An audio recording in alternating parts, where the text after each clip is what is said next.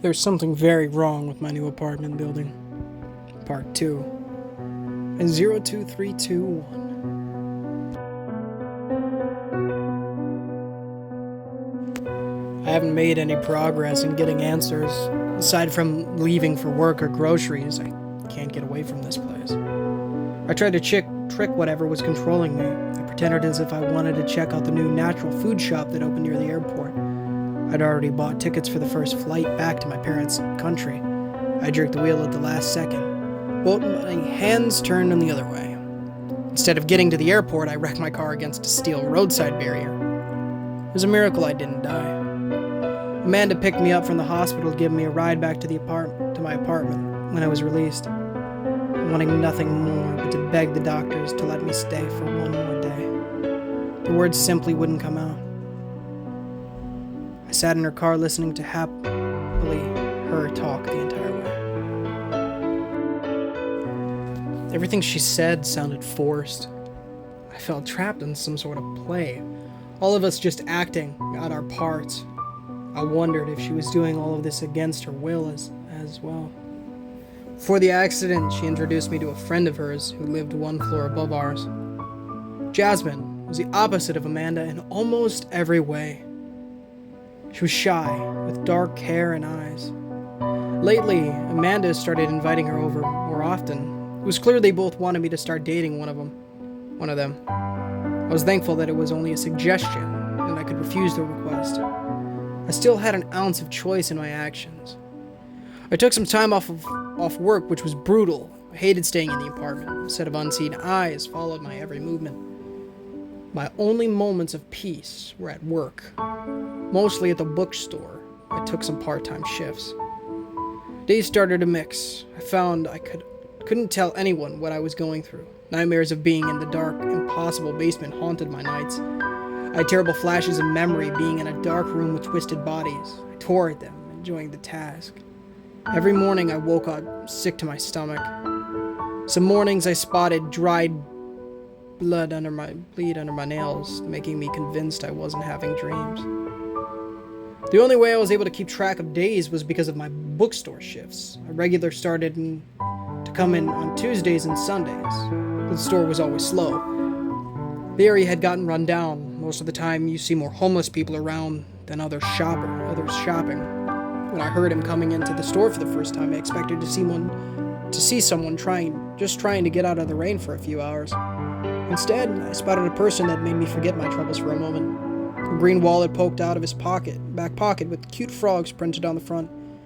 He wasted no time going to his shelf to pick up a book to carefully look over the pages. He held the paperback as if it was a delicate thing and not the run-of-the-mill old yellowed mystery. His light hair sort of matched the color of some of the older pages that faded over time.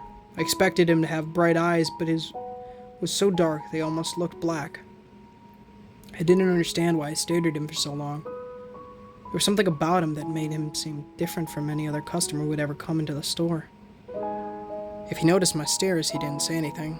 He just went around the store, carefully picking out books. Not a single one had something in common with the other. He was looking for some quality in them I didn't understand. His footsteps didn't make a sound on the normally creaking hardwood floor. When he had a stack, he came over to pay. We didn't speak once the entire time he browsed. I told him the total and he pulled out the frog wallet to give the exact change. Who even carries cash anymore? I bagged up his books and for some reason called out to him before he left the store. You should really hide your wallet better. There aren't the best kind of people around here, I told him. I hated how tired I sounded. He stopped to feel where he placed his wallet.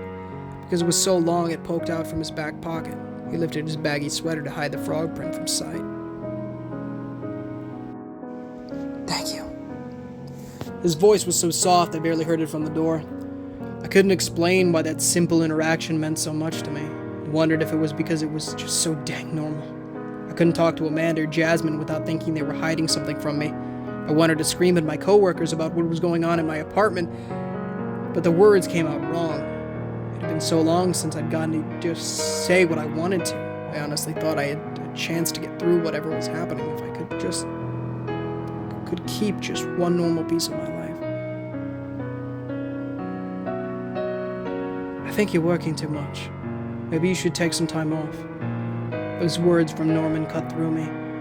How long had I been staying in this building when he dropped that bomb with a smile? 2 months? 3? I should at least keep my part-time job. I still need to pay rent, I said in a shaking voice. He gave it some thought. Same bright smile I hated came to his face when he nodded. We both knew paying rent was a lie. Not a single payment had come out of my account since I moved. We still pretended as if everything was normal. I started to sleep more after I gave up one of my jobs. I had nothing else to do with my time besides pacing my apartment and sleeping.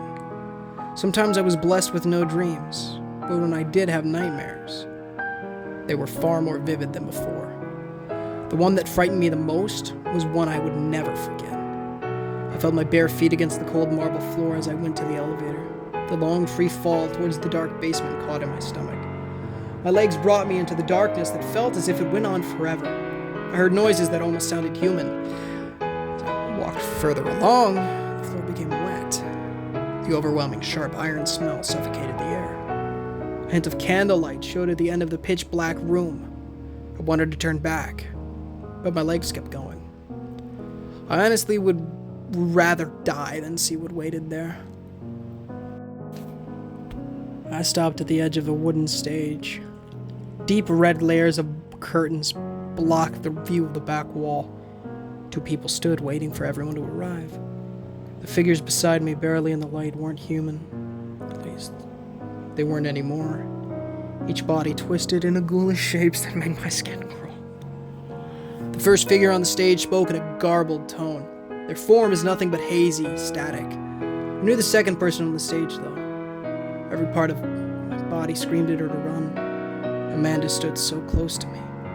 If I had control over myself, I knew I could have saved her. A wide, crazed smile stayed on her face as the other figure handed her a long curved dagger. She raised the blade towards herself, the expression of pure joy never leaving. I woke up screaming before I saw the blade come down. My body was covered in sweat. I sprinted to the bathroom to purge whatever was in my stomach. My entire body refused to stop shaking. I wish that was just a nightmare. Glancing down at my dirty bare feet, I knew it wasn't. My only thought was to make sure Amanda was all right. I ran next door, my fist hitting hard on the wood. To my shock, the door opened. Carefully, I took a few steps inside to find nothing.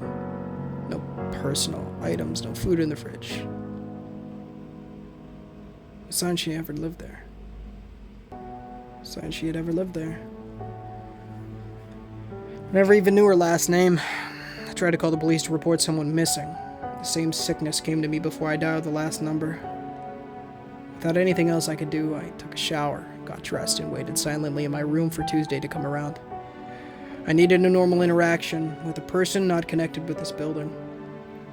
This terrible place wouldn't let me wait in peace. A knock came to my door.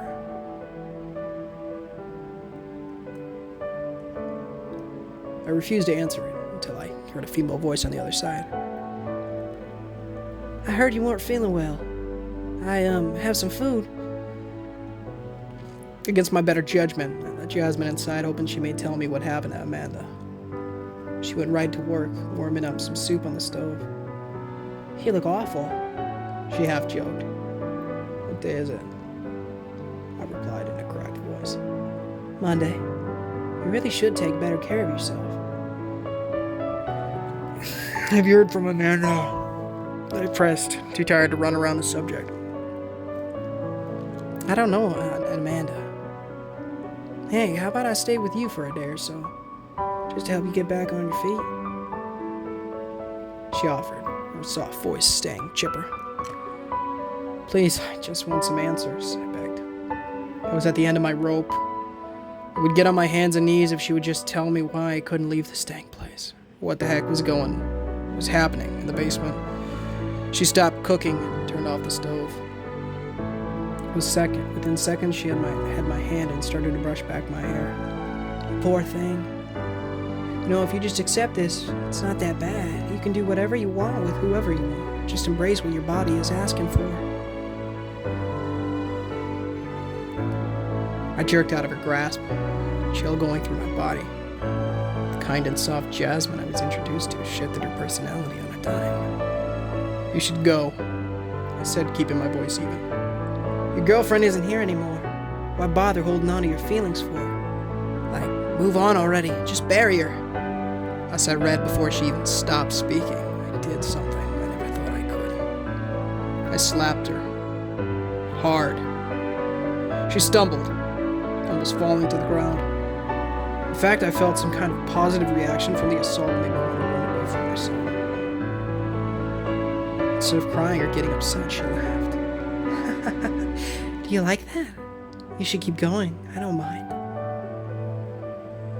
Using more force than I wanted to, I grabbed her by the wrist to drag her out of my apartment. I know. I heard her again. She didn't struggle and just laughed at the entire time. I slammed the door on her face, my breathing refusing to settle down. Call me, I'll come by any time. I gritted my teeth, holding back a reply. I hated this. Everything. I hated what I was becoming. I hated this apartment, and I hated being without answers. At least I learned it all happened on Monday. Just one more day and I could get to the bookstore for a hint of a normal life. It was raining on that Tuesday. I brought an extra umbrella just in case. The regular who treated the books so carefully came in right on time. His hair and shoulders were wet, showing he had been caught in the rain. Aside from saying hello or complimenting his wallet, I hadn't said much to him. That was all I needed. I considered how weirded out he might feel if he knew just how much I looked forward to saying one or two words to him. I watched his routine of picking out used books in such a gentle way. Still had no idea what he was looking for when it came to them. He picked out such a different range of topics. I thought he might be getting these for something other than reading them. Oddly enough, I've never had the urge to ask him anything about himself. He paid with the exact change again. Before he walked away, I came out from behind the counter with a spare umbrella. I have two if you need one, I offered. He looked surprised at the offer. He quietly thanked me. Our fingers touched and the strangest thing happened. The brief contact hurt. I pulled back, my hand feeling as if it was on fire. My face then turned a deep shade of red over the odd reaction. I just got a cramp. I lied. He wasn't buying it. He pulled out the receipt to write something on the back. If you need help with anything, call me. It's the most I've heard him speak. He had some sort of accent I couldn't place. Carefully, I took the paper he offered to look over what he wrote down. Siren Rin, followed by a long phone number. I wanted to refuse his offer. I needed something normal in my life. Calling a regular customer for help wasn't normal. Anything. I promise I'll answer, he said in a stronger voice. I nodded, feeling a strange fluttering in my stomach. Someone was on my side, someone outside of that awful apartment building. And that was the reason why I couldn't call him. Thank you. I meant those words. Just knowing someone offered to help was enough. He left fully expecting a call from me at some point. Deep down, I hoped we would only see each other in the bookstore. I think Norman must have sensed my good mood that day. I saw him again in the lobby. He stopped me, his expression breaking for a half a second. You still look awful. How about leaving that part-time job of yours? The stress can't be doing you any good. I have some other projects you would do great with. I'll tell you tomorrow what they are. His poor acting no longer could cover up how sinister this man was. He knew I liked something about the bookstore, and he finally took it away. I was given a taste of freedom, then stripped of it. I hated him at that moment. Enough to kill me? He asked. Eyes narrowed, a deep voice mocking. I wanted to. There wasn't anyone else in the lobby. My hands twitched, wanting to go for his throat. For once, what he wanted me to do and what I wanted aligned. Held back, knowing I would be playing right into his hand. Go up to your room and wait for tonight. We have such fun plans. My feet listened to him. My body moved stiffly to the elevator. Only when I entered my apartment, the spell I was under broke. I screamed. All the fear and frustration coming out. I wanted to call for help. I wanted to tell someone what was going on. Anytime I tried, everything revolted against me. I now had nothing. Not even myself. My only choice appeared to be to just wait for whatever Norman wanted to do with me.